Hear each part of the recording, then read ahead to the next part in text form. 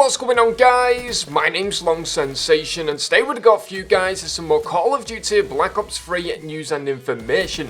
Now in today's video we're simply going to be answering the question, what is better, the M8A7 or the XR-2? Both are burst fire assault rifles within Black Ops 3, and in this video we're going to be determined which is the best weapon. First of all, before we do get into today's video, I do want to say that these weapons are remarkably similar and you will be surprised with the results in this video. But anyway guys, without further ado, let's jump into the XR-2 versus the M8A7. So first of all, we are going to be covering the damage profiles of both of these weapons, and first of all I do want to say that they only both have 2 damage profiles and 2 range profiles, which means that this is very easy to compare. So first of all, the M8A7 will deal 30 damage up close and then drop off to 22 at a distance, and the XR2 will deal 40 damage up close and then drop off to 30 at a distance. So basically, up close it's going to take 1 burst for both of these weapons, and at a distance it's going to take 2 bursts. Now moving on to range, the M8A7 will deal 30 damage up until 42 meters, meaning 1 burst, and the XR2 will deal 1 burst, aka 40 damage per bullet up until 38 meters. So this is pretty much very standard. This is actually very close indeed. 4 meters isn't that big of a difference, and now we're going to move to rounds per minute, where we do see a massive difference between these weapons, which is going to determine probably your overall verdict on both of these guns. So the M8A7 deals 1,154 rounds per minute, as opposed to the XR2, which will deal 857. Of course, we do have the burst delays, and I'll get into that in a little bit in a minute.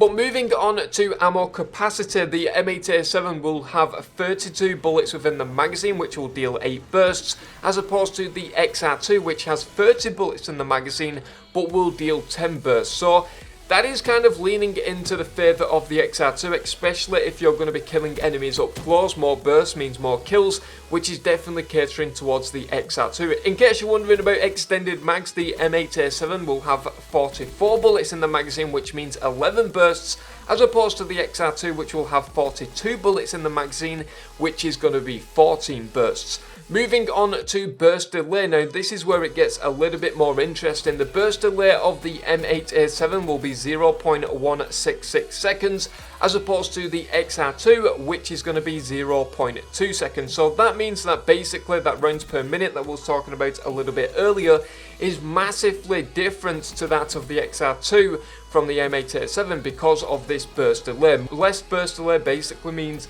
a hell of a lot of bullets down range. So moving on to the reload times now, we have 2-second reload time for the M8A7 and 2-second reload time for the XR2, so of course identical there. The aim down sights time is 0.25 seconds for the M8A7 and 0.25 seconds for the XR2.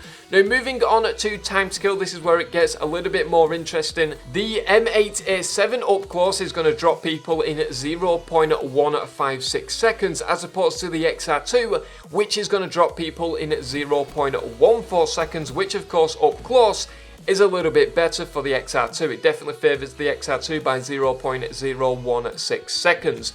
At a distance, however, the M8A7 will drop people in 0.374 seconds, as opposed to the XR2, which is going to drop people in 0.41 seconds, which is a 0.036 difference, and that is going to definitely favour the M8A7 at a distance. But I guess what you've got to consider when using both of these weapons is what kind of map you're going to be playing, and more importantly, what kind of game mode you're going to be playing. For example, if you're playing a fast-paced game mode, such as Domination or Ground War or even Safeguard, then you're going to find that the M8A7 is definitely going to cater towards getting a lot more kills. However, if you're playing a more slower paced game mode, such as possibly Team Deathmatch or Free For All, especially if it's a close quarters map such as Combine or Nuketown, then the XR2 might actually favour you a little bit better. But that is going to be pretty much it in regards to the comparisons of the M8A7 and XR2. Please leave in the comment section below what your opinions are on this.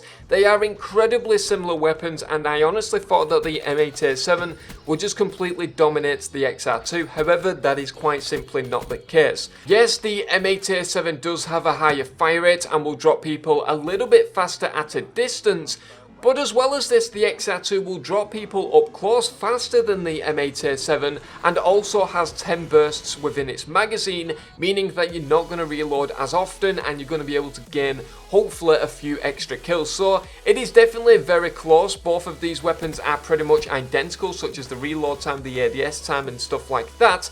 So just leave that in the comment section below. In fact, I'll put a straw poll in the description so you guys can vote on what you actually think is the better weapon. I think that the M8A7 is still going to win, but I definitely think that these were surprising results. And also guys, if we can get 500 likes on this video, I will then upload the Man O' War versus the KN44, and I promise you guys, just like this video, it's definitely going to be very interesting indeed. But anyway guys, that is pretty much it from me. I've been Long Sensation, thank you very much for watching, and I'll see you guys in the next video.